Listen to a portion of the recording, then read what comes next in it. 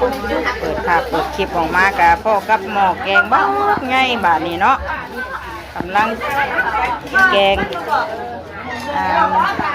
กระดูกงัวเลยเนาะอยู่ท่าที่แหละงานเพื่อนดีเนาะกาเกียมเนาะเข่าตอนเที่ยงพี่น้องเลยเพื่อนดีกาใกล้ๆทางวัดทางว่าเนาะทางวัดก็จะเอาบุญบัดอยู่ทางพี่กะมีงานเข่าสลดใจพี่น้องเลยโอ้คือทางป้าบ่อเตียงเพื่อนเนาะได้เสียชีวิตกันแต่คืนวานนี้มื้อนี้ก็สิเป็นมื้อทรงสการเพิ่นเนาะได้มาซอยเวียกซอยงานเพิ่นหนึ่งข้าวพี่น้องเอ้ยแต่เช้าพุ่นแหละเนาะตอนนี้ก็กำลังเตรียมแกงอยู่นี่ก็เกือบ10 โมงอ่ะ11 โมงกว่าก็ย่อข้าวย่อน้ำแล้วเนาะทรงสการเพิ่นมื้อนี้เนาะกับทักทายสบายดีเด้อพี่น้องเด้อเนาะสบายดีทุกที่กันเบิดสุขสุขคนเบิดสมองสุบอนเนาะทางวัดเพิ่นก็เตรียม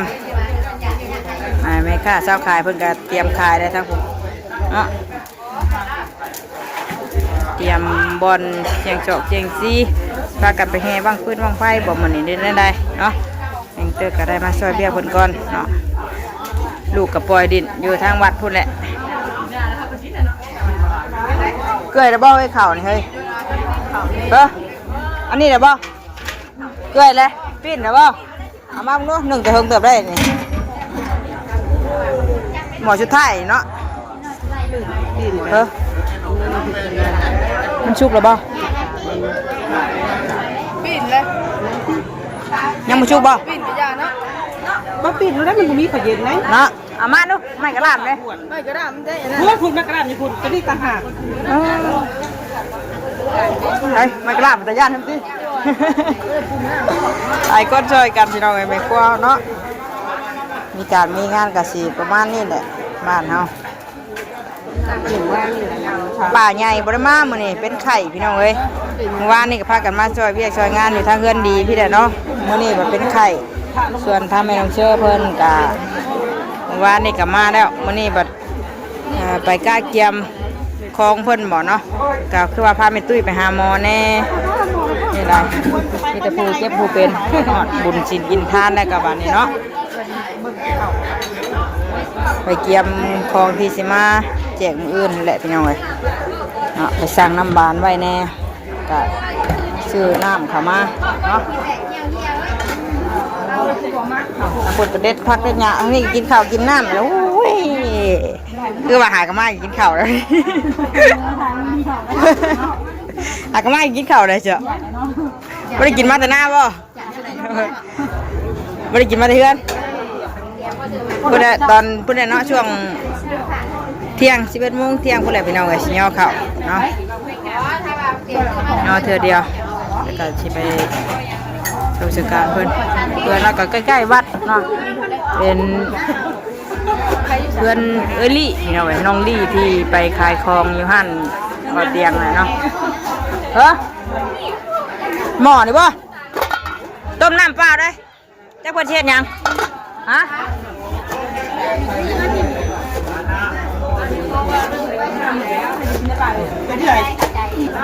ทางจ่าทองใบเพิ่นพักกันเด็ดพักอยู่ทางน่ะเอาเขาบอกแล้ว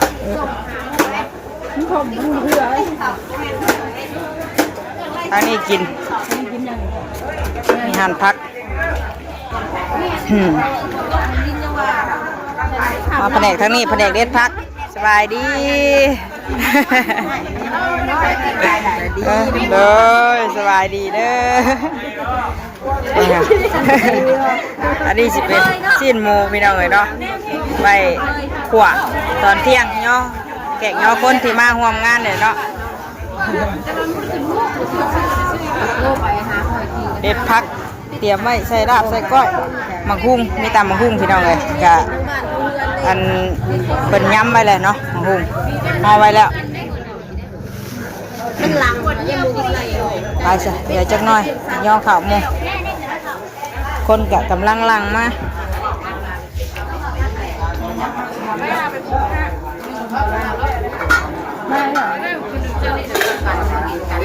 อยู่ทางนอกพี่เด่นเนาะไม่ได้เข้าไปในเฮือนเพิ่น สิไปจูดใช้อันนี้บ่บางไฟน่ะฮะบ้างเท่าไรนี่น่ะคือน้อยแท้นี่บ่ซอง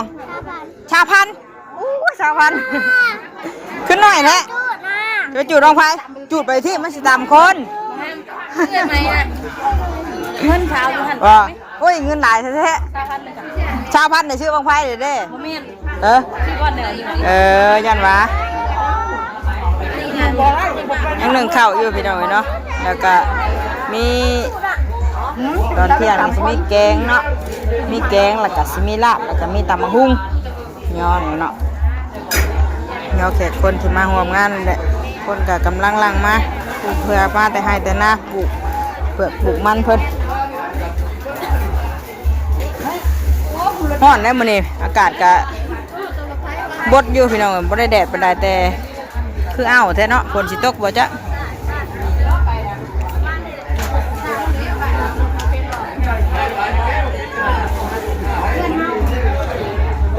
มาก่อนหน้ามียังน่ะหายอันโอ้ยนั่งก่อนจ้ะจักหน่อยพี่น้องเอ้ยจักหน่อยก่อนยาคนแน่จะไปที่ไหนนั่งกับยาคนแน่ที่เขาหายหายบ่แนวกินบัดชาเนาะ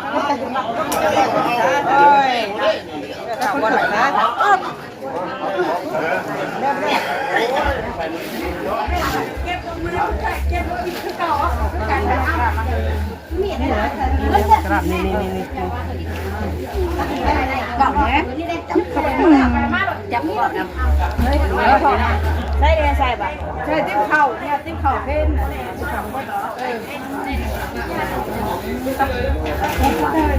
ม่อนนั้นนายเขาจะชิมเลยเ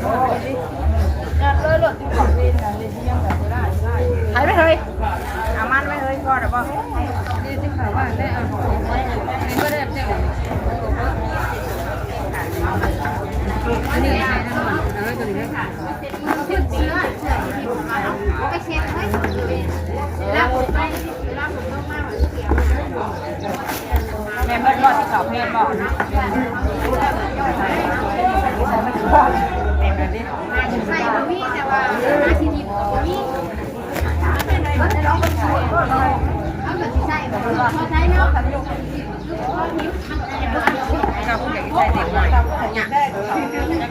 ใส่กับพ่อใส่ทิพย์พ่อทิพย์เอาท่านเอาไว้เชื่อใส่บอกเลยว่าที่ใส่ก็ได้เอาเนี้ยมันเอาไว้เชื่อได้เยอะไปใส่ของพ่อใส่กับไปใส่เยอะไปทิพย์กับพ่อใส่ที่ใส่ของพ่อใส่เอาไว้ชูที่ทิพย์มั่วที่ทิพย์เขาเอาไว้เซ็ตอยากได้เห็นอยากได้โยกไปหันไปบ้านพ่อแต่กระชุ่มไปไม่ได้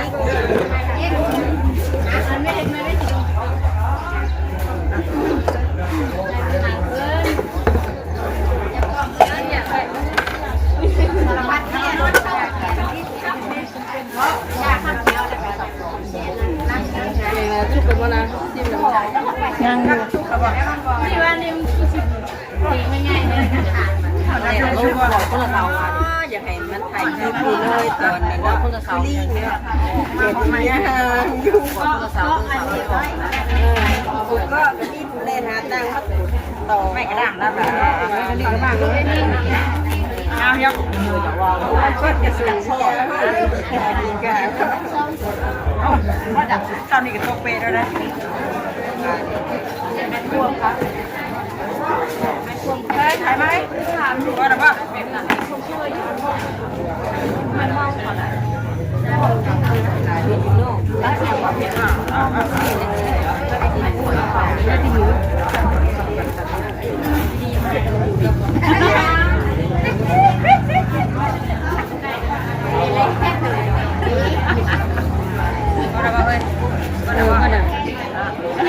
ใช่ใช่ป่ะเต็มเลยใช่ป่ะนี่หูข้าวนะอันนี้เองอันนี้เคยทำเป็นปรับแบบได้อันนี้ที่เราทำแบบเดิมย่อกันอยู่ได้ใช่ไหม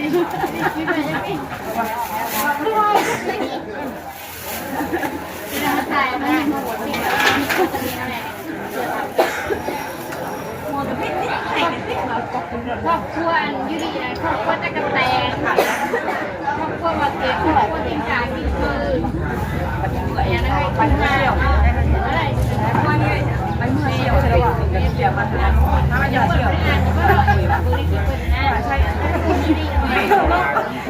ได้ก่อนเอายับด้วยใครจะว่าหัวหายเนี่ยว่ามันนั่นมันนั่นเลยถ้าไม่ให้ดอกแม่น่ะอยากขอหมูเอาพออยู่นะไปถามนะหน้าเห็นว่าจะมีเสียงนี่ว่าอะไรเก็บนี่ผมก็จะใจกดยังอยู่อีเวนต์ปวดน้อยอย่างเดียวก็ได้แต่ที่ทำไปเอาโจมเอาไปอ่ะนี่เริ่มเห็นผลิตแล้วหม้อใหญ่ค่ะหนังหลายแง่กาบ่อนั่นเนาะยาไม่ขายยาไม่ขายยาอยู่หลังอย่างนั้นเขาให้ดูหลายเพื่อมาหลายคนหนังหลายไม่ยอมบอกเราตามลูกความแค่ตัวปลูกเช็ดปลานั่นครับไม่ยังว่าบอกเช็ดนะไม่จะเนื้อเช็ดดีกว่าเช็ดป้อนสักเลย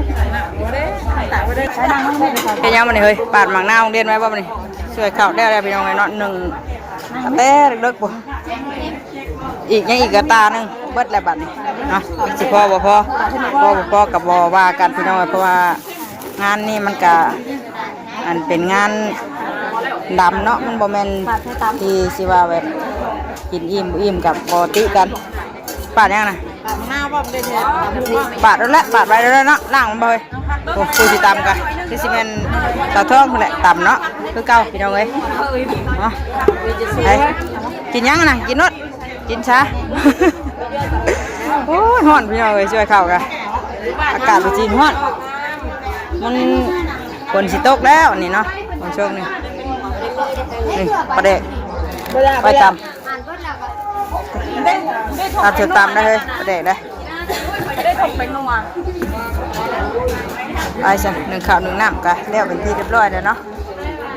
ผู้คนเพิ่นกับกำลังนั่งมาพี่น้องเอ้ยคุณน่ะญาติพี่น้องชาวบ้านเฮาเนี่ยเนาะพากันมาซอยกันหลายคู่หลายคน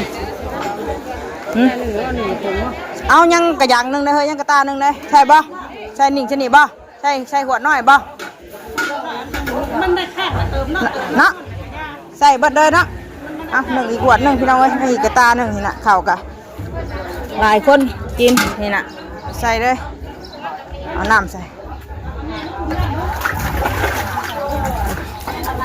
เอามาเด้อ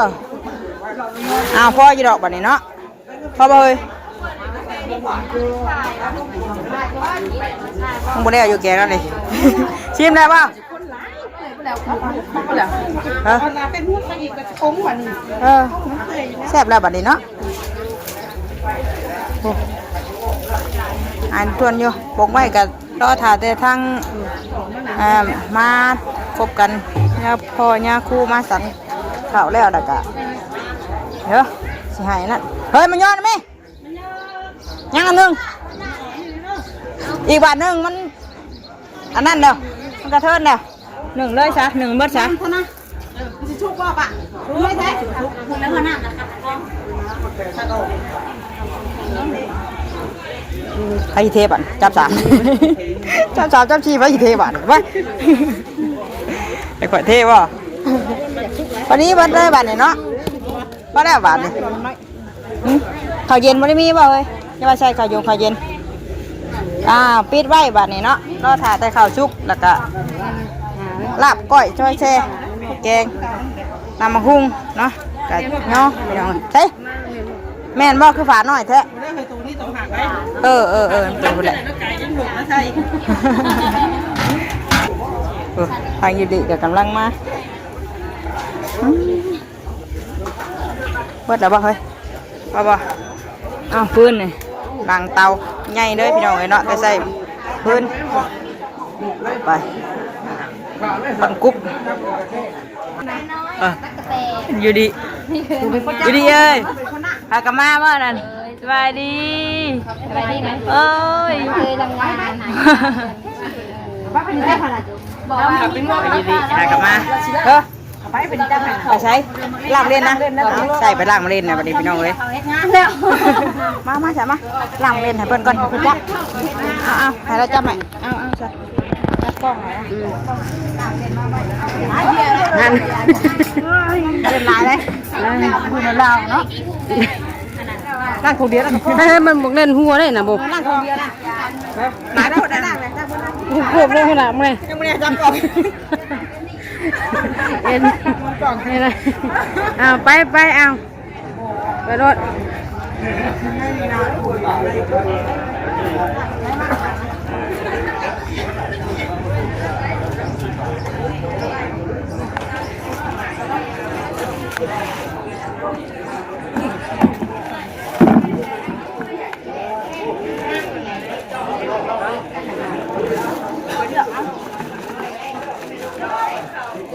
เอาไว้หน่อยสองหน่อย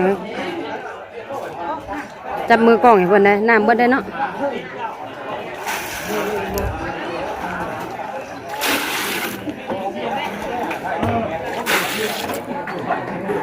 เปิดหน้ามาอีกแล้ว